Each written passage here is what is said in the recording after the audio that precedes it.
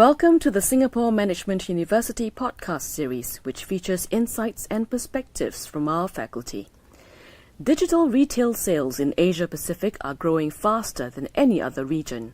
Asia-Pacific also outperforms the rest of the world in terms of the share of its total retail market transacted online.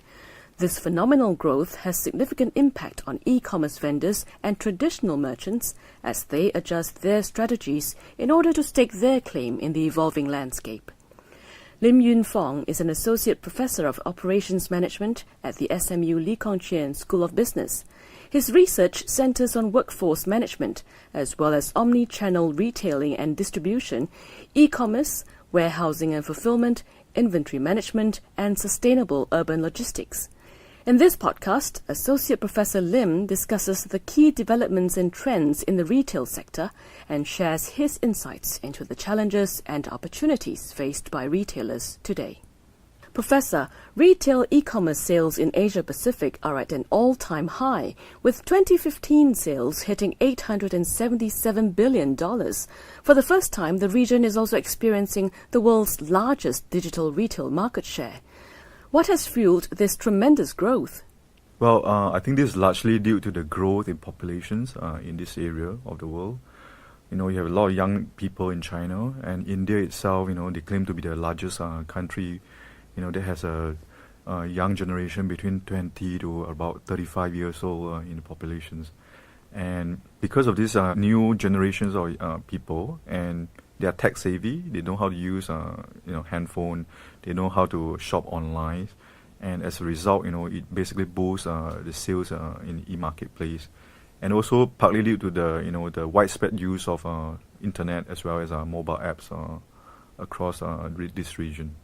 How is this phenomenon changing the competitive retail landscape in Asia and elsewhere, and how are companies adjusting their strategies in response?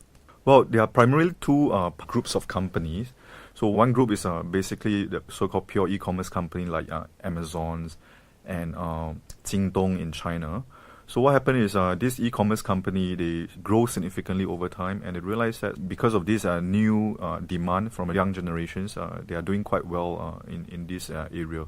And as a result, the traditional brick-and-mortar store, a lot of brick-and-mortar retailers, they see the threat from losing out in the market.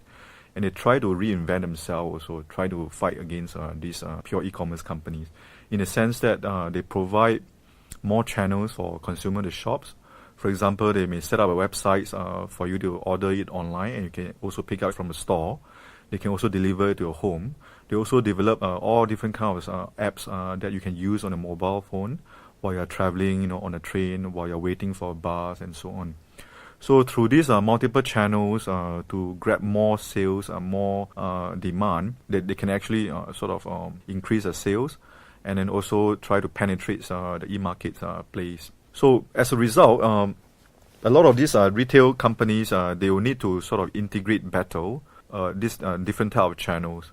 So how do you integrate the online channel as well as the channel through the mobile apps together with your traditional brick-and-mortar channels? So that's the transformations that the retailers are undergoing now. Is the impact the same for all tiers of retailers? I think nowadays people still want to buy things online only for those cheaper stuff. Not many people want to buy very expensive stuff online. So I think the middle tier and the mid-levels retailers are the first cohort to adopt this kind of multi-channels, omni-channel strategies. Yeah. In your research, you discussed the rise of omni-channel retailing, which has also led to challenges in last-mile delivery. What is last-mile delivery? Can you elaborate? If you buy things online, as a customer, so you don't typically worry about how the goods get delivered to your home. But as an e-commerce company, they will need to, first pick up the items from the warehouse, and then pack the items. Before they send it to you, they have to go through a very complicated routing process to deliver the goods to your home. So this last leg of delivery, we call it last mile delivery from the warehouse to your home, is actually very complicated.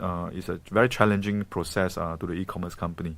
Imagine Amazon, they are delivering these thousands of parcels to the region every day. So how do they do this last mile delivery efficiently? It's interesting and challenging questions. And also, if they don't do well, this will be a very costly parts of their operations. So many of the e-commerce company, they don't do well in the sense that they don't actually make a lot of money because of the high cost that incurred in the last mile delivery. So there are companies and there are cities in the world, for example, Tokyo or Paris, they actually set up a so-called urban consolidation center. They set up a facility somewhere near the urban area, and they actually allow all the e-commerce companies to send their goods to this consolidation center so that they can consolidate the goods, the small parcels together, before they send fewer trucks to the city center to do the last mile delivery. So by doing that, you can reduce congestions in the city center, and also you can deliver the goods in a more consolidated and coordinated way. Are there other challenges that e-commerce companies and retailers face? I foresee that there are three main challenges for e-commerce as well as retailers that adopt omni-channel strategies. The first challenge is a so-called logistics and inventory management. So imagine, suppose you are a traditional brick and mortar store, and in the past, you just need to do fulfillment for your maybe 10 retail outlets from your warehouse. But now you set up a website and you also provide apps to a consumer that can order directly from you and deliver to them directly. Then how do you do the fulfillment from a facility, from a warehouse? So many of the company, they actually separate that. They have a warehouse that fulfill the traditional brick and mortar store, and they also set up a new warehouse that fulfill the e-commerce consumers. And apparently this is not an optimal way to do their operations. So how do you integrate this the sales for different channel and do the fulfillment in an integrated and efficient way? It's actually very challenging for the companies that adopt multi-channel sales. The second challenge that I foresee is the quality issues. Qualities of the product and services that you buy online.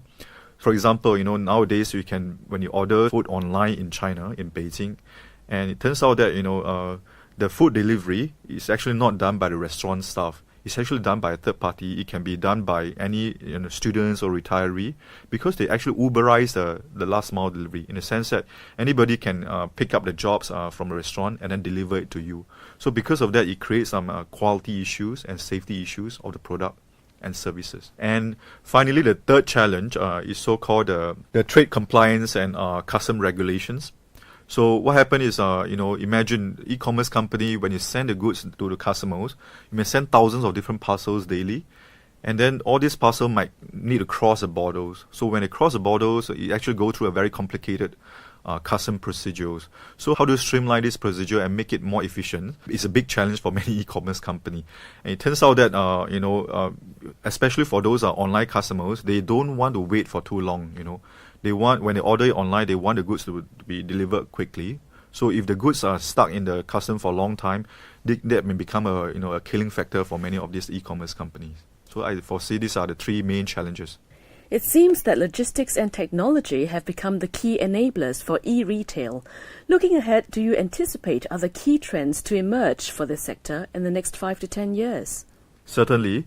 Logistics and technologies are main, backbone operations for e-commerce companies to succeed. Because many of these e-commerce companies, besides setting up a website and then setting up a few servers that receive customer orders and promoting sales, the rest of their operation is mainly doing fulfillment. After customers order the goods, they need to do fulfillment to satisfy the customer demand.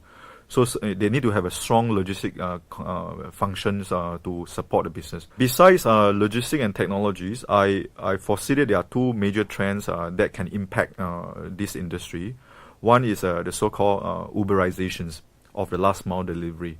So as I said, nowadays when you buy things online, the last mile deliveries cost is actually very high for those e-commerce company. Many of them, they don't actually make a lot of money because of this high cost. So one possible solution to overcome this challenge could be, you Uberize the last mile delivery, in the sense that, the e-commerce company can send all their parcels to a consolidation point, and then you let those, for example, people like students, retiree, to pick up the parcel from a consolidation point and then do a last mile delivery for the e-commerce company for a small fee. So that way will sort of, reduce the cost of the last mile delivery for e-commerce company. So this is one trend. The other trend is a so-called augmented reality. So nowadays, for example, if you wear the Google glasses, you realize that, they can provide extra information when you stare on certain particular objects. For example, when you walk into a shops, look at any particular items, the Google Glasses can actually provide you with certain information. For example, which celebrity has used this product, the history of the brands of the products, and also some of the customer review will actually pop out in the Google Glasses. So this, in some sense, will revolutionize the retail industry in the future. Thank you, Professor. Thank you.